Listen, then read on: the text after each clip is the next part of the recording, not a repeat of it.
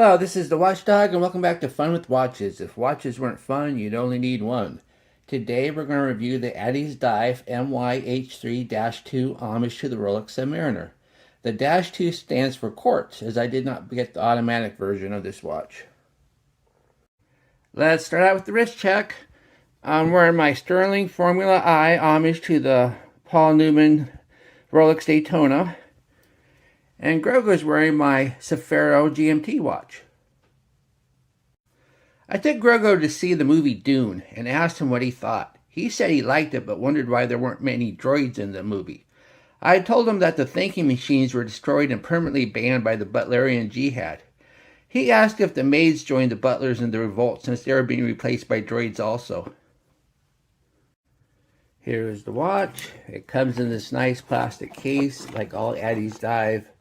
These cases are really nice. They got the foam padding inside, so they really protect the watch during shipping. This is yet another ADDIESDIVE to review on my channel. So far, I've been very impressed with ADDIESDIVE, and have never given one a bad review. And even though I have reviewed one quartz ADDIESDIVE, that was a canvas strap field watch. All my steel braceleted dive watches from ADDIESDIVE have been NH35 powered automatics.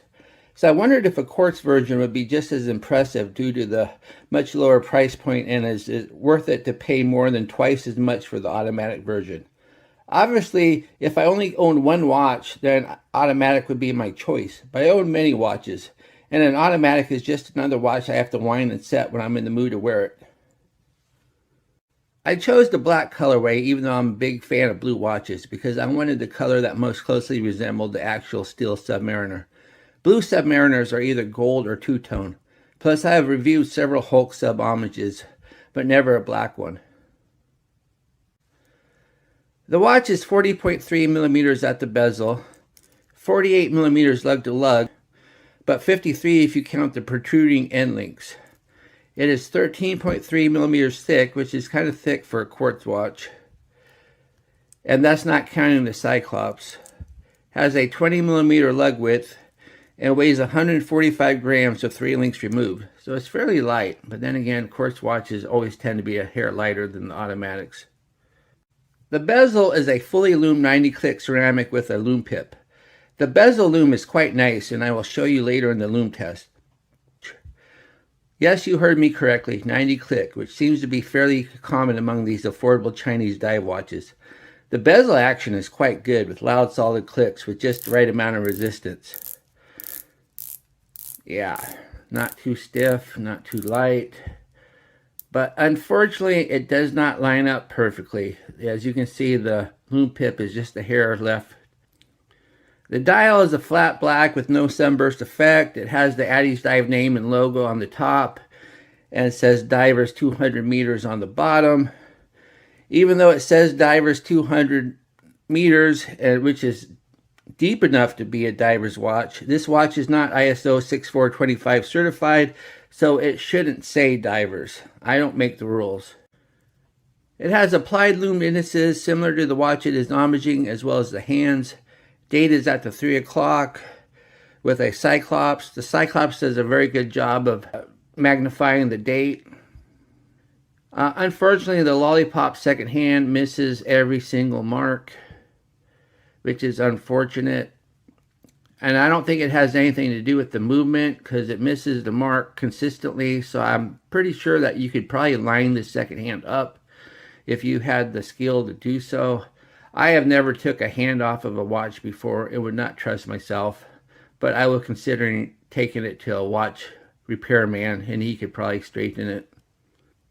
The movement is a Miyota 2115 and not some off-brand.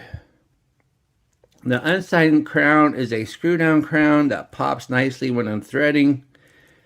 It has a quick set date, and the movement does hack, although you have to pull it really hard to hack it. I mean, you got to give it a really good tug. But the thread action is really nice when you screw it back down. The threads catch effortlessly, and you'll have no trouble screwing it down. It's really nice thread action. And since this is a quartz watch, you will not be doing that often anyway. The crystal is hardened glass instead of sapphire, which can be expected at this price point. This is one of the few compromises they made for the quartz version of this watch. The automatic has sapphire, the quartz has glass. That's about the only difference I can tell other than the movement, which is nice.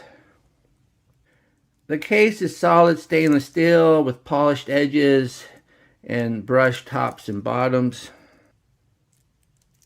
The screw down case back is a coin edge, so you'll need a special tool to open it, which is unfortunate because this is a quartz watch, so you will have to open it to change the battery. I do not have the tools to open this type of case back, so maybe this isn't a good excuse to actually go purchase them. The bracelet has solid end links, and this is a single link bracelet that's made to look like a 3-link. It has polished center links, and I had to remove 3 links to fit on my 7.5-inch wrist, so you should be able to wear it if you have a big wrist. The unsigned clasp is just your basic press clasp with a fold over safety and 3 holes to micro adjust. This clasp is not a downgrade, as ADDIESDIVE uses it for all of their steel braceleted watches, including watches that cost 4 times as much as this. Thankfully, it is easy enough to swap out if you want a better one. Here's the watch on my 7.5-inch wrist. As you can see, it looks really nice.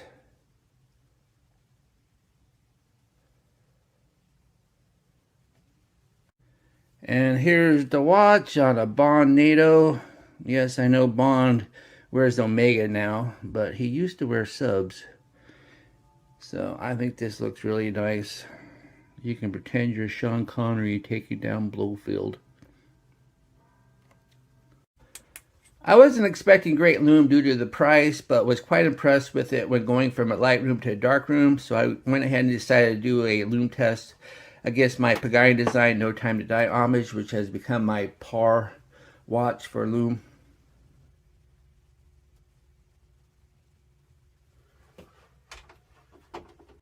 As we speed up the time, you can see that the ADDIESDIVE is doing quite well against the Pagani Design. In fact, I would say that the loom is a little bit better. And the nice thing to know is that the hand loom is better than the Indus loom. Even though it's not quite as good as a bezel loom, it is good enough. And I would say that the minute hand is better than the Pagani Design after a good 10 or 15 minutes.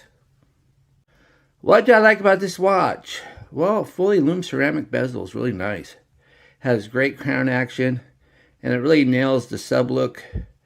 And you get everything that the more expensive automatic has other than the sapphire crystal. What are my gripes and groans?